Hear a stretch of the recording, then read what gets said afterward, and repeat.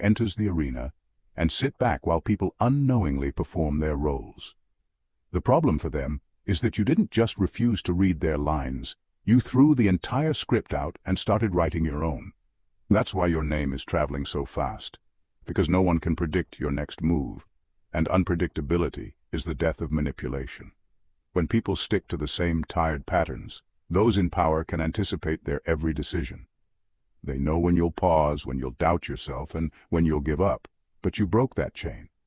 You stopped asking, what's normally done, and started asking what's right and what's effective.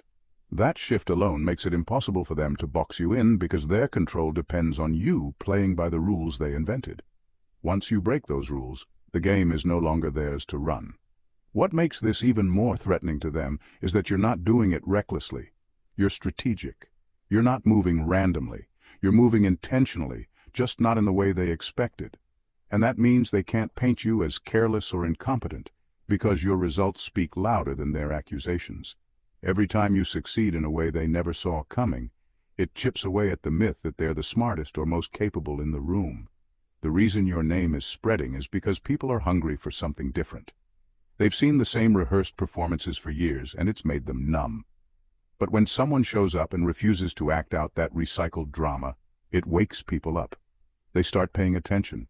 And once they've seen authenticity in motion, the staged version feels empty. You didn't just enter the story, you became the story. And now they can't edit you out because too many people are watching and waiting to see what you'll do next. That's why the narrative is no longer theirs to control, it belongs to you now. Number 5. Their fall is proof that truth always outworks lies. Lies can dress themselves up, hire the best lighting, and even put on a flawless performance for a while. But they have an expiration date. No matter how polished their deception looked from the outside, it was always running on borrowed time. The thing about truth is that it doesn't need constant upkeep to stay believable. Lies, on the other hand, are exhausting to maintain. They require new props, new stories, and constant adjustments to keep the audience convinced. Eventually, the upkeep becomes too heavy, and the cracks start showing. That's exactly what's happening to them now. Your steady grind didn't just outshine them, it exposed them. You weren't trying to prove anything to anyone. You were just doing the work consistently and without theatrics. But the more you produced real results, the harder it became for people to ignore the obvious. One of you was actually building something, and the other was only pretending. Every win you've had has acted like a mirror they can't avoid, reflecting back the hollowness of their performance. This is why their fall feels so sudden to outsiders, but you know it's been a long time coming. They've been sprinting on a treadmill, working hard to look like they're moving forward, while you've been walking steadily on a real road. You were covering ground while they were burning energy in place. It was only a matter of time before the distance between the two of you became impossible to ignore. The truth always outworks lies because truth has nothing to hide.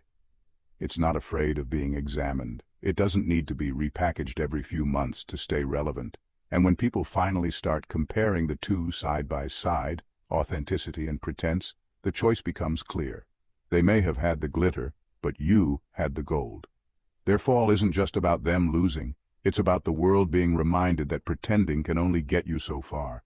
At some point, substance will always outlast style. They're finding that out now, and you're the proof.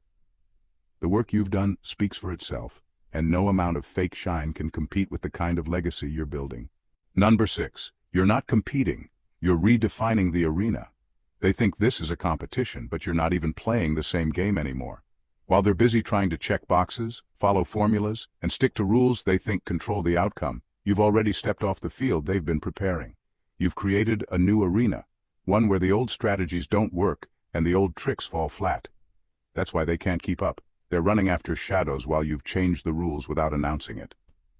This shift is terrifying to them, because they've spent so long convincing themselves that winning was just about playing better than everyone else. They believed if they just mastered the expected moves, they'd stay on top forever. What they don't realize is that their game was never the real one. It was a shallow imitation designed to keep them in control. Meanwhile, you're operating on a completely different level, where influence isn't measured by manipulation or appearances, but by real impact and unshakable integrity. By redefining the arena, you've forced everyone around you to face a truth they weren't prepared for. The rules they've been following are meaningless outside their small bubble. They can't cheat, they can't fake it, and they certainly can't bully their way to victory anymore. You've changed the environment so completely that the only way to succeed here is by being exactly who you are. And they can't breathe in that space because all they've ever known is performance, not authenticity. The brilliance of this is subtle but devastating. You haven't even attacked them. You've just evolved. Your presence alone exposes the limitations of their strategy and the emptiness of their victories. Every attempt they make to catch up is proof of how unprepared they were for someone who refuses to play by their rules. Their frustration, their panic, their scramble to regain control, it all validates your approach. You've shown that influence, authority, and legacy aren't about following someone else's expectations. They're about creating your own stage and commanding it with consistency, courage, and authenticity. And in doing so, you've made it impossible for them to operate in the same space. The arena belongs to you now, and the truth is they'll never feel comfortable there again. Number 7. Your authority wasn't granted, it was recognized. Your authority was never something handed to you like a participation trophy. It wasn't granted by someone else's approval or stamped on you by their rules. It was always yours. It existed quietly, waiting for the moment when it could no longer be ignored. What's happening now isn't coincidence or luck. It's recognition catching up with reality. People are only starting to notice it because the structures around them, the false rulers and fake authorities, are finally showing cracks. For years, the so-called leaders relied on distraction, noise, and deception to keep the spotlight off anyone who could challenge them. They thrived in the illusion that authority could be manufactured, that influence could be faked. But no matter how loud they shouted, they couldn't hide what was real. And you were quietly moving, quietly building, quietly proving that true authority isn't something you declare. It's something people recognize because of the consistency, the results, and the energy you carry. The moment people start to see the contrast, the shift becomes undeniable. One side is built on ego, manipulation, and borrowed power. The other, that's you, is built on skill, authenticity, and undeniable impact. Your authority doesn't scream for attention. It doesn't need to dominate the room or outshout the fake voices. It simply exists, and people are drawn to it because it's credible and grounded. That's what makes it so terrifying to the ones who used to hold the fake throne. They've been exposed not because you challenged them aggressively, but because you didn't need to. Your presence alone does the work. And now the truth is obvious. Your rise is a living proof that the old guards were never irreplaceable. You don't just occupy a position, you transform it. People recognize that authority flows naturally from competence and integrity, and that's why you're being seen, respected, and followed. Their collapse isn't your doing. It's simply the natural consequence of what happens when authentic authority finally gets its moment. You weren't handed anything. You earned it in ways the world may not have noticed at first, but the recognition has finally caught up. Your authority isn't borrowed, it isn't temporary, and it isn't dependent on any